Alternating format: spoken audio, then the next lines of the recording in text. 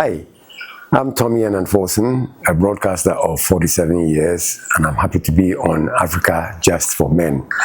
I'll be 71 this year, and you can see I'm healthy, and I just feel good. Welcome.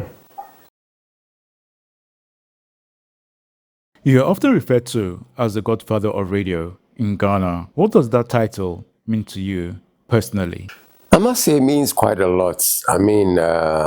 I'm honored to be called the Godfather of radio, considering the fact that there are so many radio stations in Ghana today, and considering the fact that just one person has been called the Godfather of radio, maybe because of my achievements and because of the way I've been on radio from start to finish. So it is a huge deal for me, and for something like that to be under my belt, it feels great. It feels great. What drew you to broadcasting at a time when the industry was very different from today? Well, I could say that perhaps some level of adventure, some level of, if I should say, try and error, but it was actually a particular voice that drew me to radio. I wasn't really ready for radio, but I could say that it was an adventure worth trying, considering the fact that I was more of being or becoming a mechanic. So an adventure, if I should say. How has Ghanaian radio evolved from when you started to now? It has evolved quite huge, if I may say so, because of the fact that, in those days, everything was sort of like mechanical. There are certain things you had to do, certain things you couldn't do. And so if you look at radio today, it has evolved. A lot more radio stations, a lot more presenters, a lot more news readers. And so it has evolved to such a degree that one never thought that radio would get to this level as far as being, a revolution is concerned with radio. How did you develop your unique voice and on-air presence? Well, with the voice, I think I was born with it. A lot of people have commented on my voice, but for me, I always say that it's just an ordinary voice. But maybe, a certain level of training myself, as far as what you call it concerned. But with the presentation, it's something that is you're born with. You can learn it, yes, but if you have the talent and you're born with it, it's something that comes easy. But then again, you also have to try and train yourself to be very different. And so with the voice, yes, I guess it's just natural. But with presentation, self-taught, looking at things that people were doing at that time, you want to be different. And so my being different on air was something that I wanted to try, and it was successful. What mistakes do young broadcasters make today that they need to avoid? A lot of presenters make a lot of mistakes. One, because I've always said from the beginning that it's a job that you must want to do and not have to do. It's different from going into banking or going into accounting or going into something else. But then again, they fail to kind of advise themselves as to what they should do.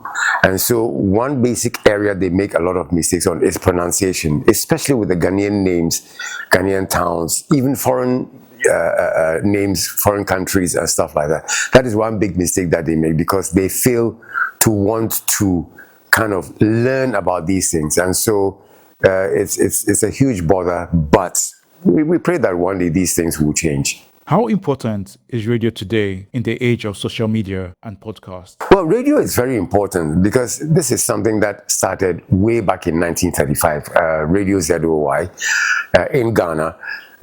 It has transitioned to what it is today.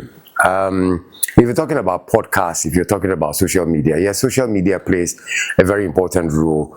Podcasts also play a very important role. But you see, this requires a lot of data. If you want to watch a podcast that lasts for maybe 30 minutes, an hour, 45 minutes, maybe an hour and a half.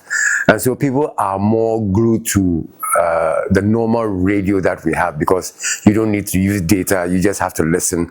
And of course, you can get a lot more news that is either factual or fictional Podcast and social media is the same. If you look at how bloggers put some stories on social media, if you listen to some podcasts, you'll realize that it's something that they're trying to do to be able to get along information to the world. But normal radio, is something that is huge. It's all around the world, and it's something that I think will stay forever. You have seen generations of broadcasters. How has opportunities for women in radio changed over time? Well, let me look at it as a ratio point. Back in the days when we started radio, 1977, 78, I would not say that women were restricted to just news reading, but it was something that they did not adventure into. I mean, I'll talk about a ratio of maybe even 0 to 10. That's the ratio that I'll look at, because more men were more adventurous when it came to presentation. People wanted to know. But then it got to a point where women thought that, look, as they always say, what a man can do, even a woman can do better.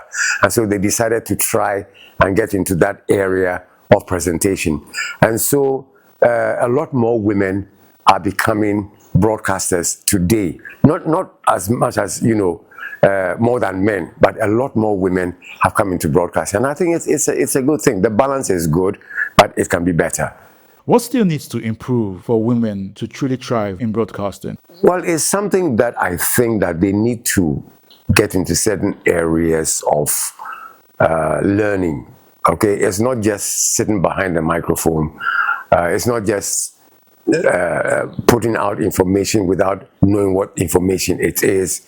You need to do a lot of research. You need to make sure that all the stories that you are coming out with, be it whatever, you need to do a lot of research. And I'm hoping that as that research goes, because radio is becoming bigger and bigger, social media is also becoming bigger and bigger.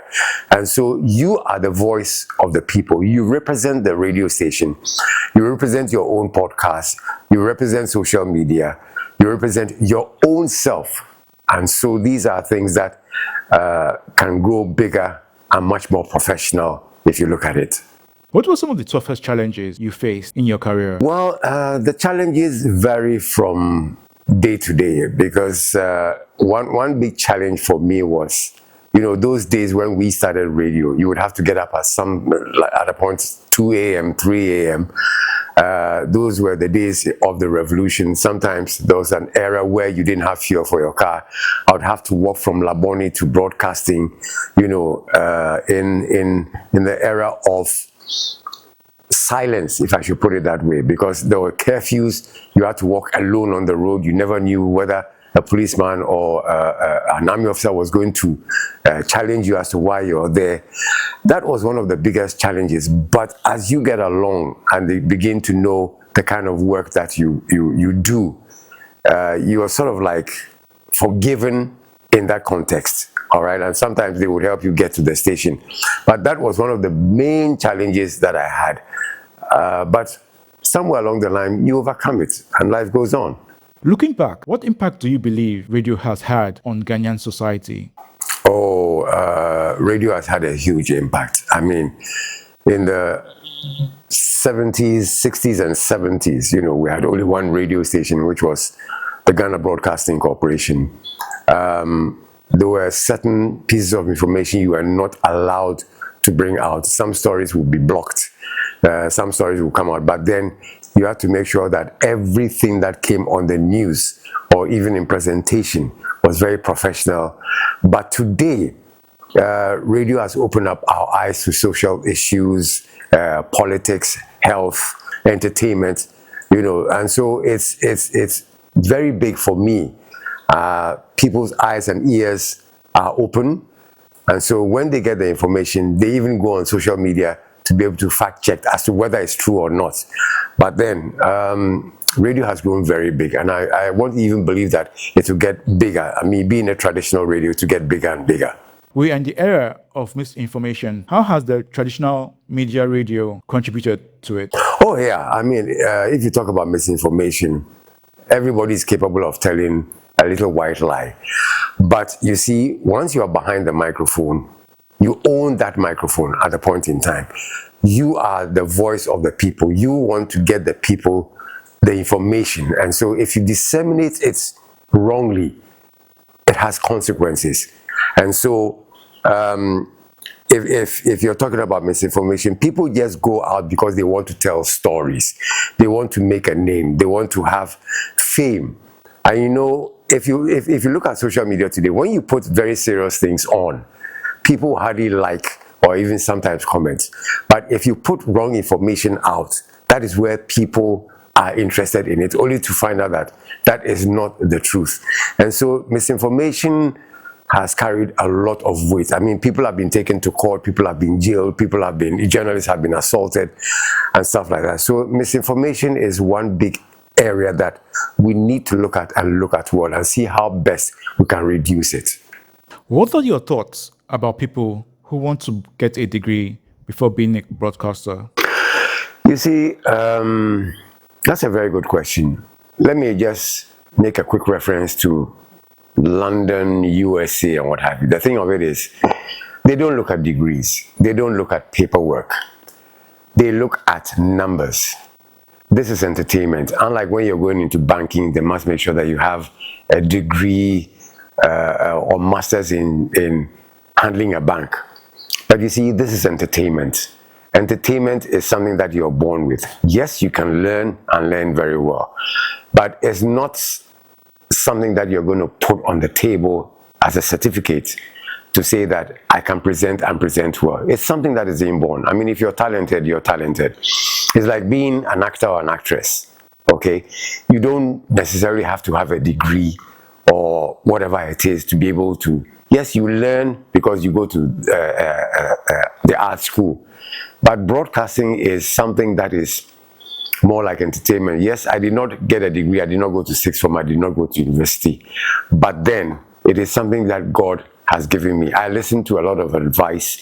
I listen to a lot of people who criticize. And criticism is something that you must learn from. Okay, so whether you have a certificate or not, this is talent. And once you have that talent, forget about degrees. Degrees is for bankers. Degree is for, you know, so many other jobs. But broadcasting or acting or entertainment is not something that you need a degree for. For me, that is what I would say. How do you stay relevant in such a fast-changing industry? One thing that I do is I want to find what is trending as far as information is concerned, as far as artist is concerned, as far as music is concerned. And so I'm always researching, I'm always listening to, you know, radio stations to know what is ongoing, what is not ongoing, and also to try as much as possible to remain very different from other presenters when it comes to the issue of entertainment, when it comes to the issue of music. And so I read a lot, I listen to radio a lot, I listen to music a lot, and of course everybody knows that my specialty is country music, and so I do a lot of research in that area to be different from what you hear on traditional radio. What habits or routines have helped you sustain such a long and successful career? Habits, one, for me is music. Habits is making sure that anytime I do a program, I do a post-mortem. And when I say a post-mortem, I do it in such a way that I want to find out what mistakes I made, how I presented my program, how I can present it differently. Because I always look at the area of being abstract. You are not able to be predicted when you come on the air, and so nobody knows what you're going to say. Nobody knows what kind of music you're going to play. And so that's for me is a big thing. And that's me. That's one of my habits, and it's a habit that will not change today or tomorrow. What legacy do you want to leave behind? Well, it depends on how people, excuse me, it depends on how people will look at you, your achievements, how you've impacted on society today, not just in Ghana, but around the world. Because if I do a program today and they listen to me online, I get, you know, calls, I get comments from Australia, Egypt, around the world. And so I just want people to remember me as a broadcaster who made a difference, impacted on human lives, made people enjoy radio, made people enjoy entertainment, and made people enjoy Tommy and Unforcing. And that is something I'm hoping when the good Lord calls me, I would have left behind for people to remember me.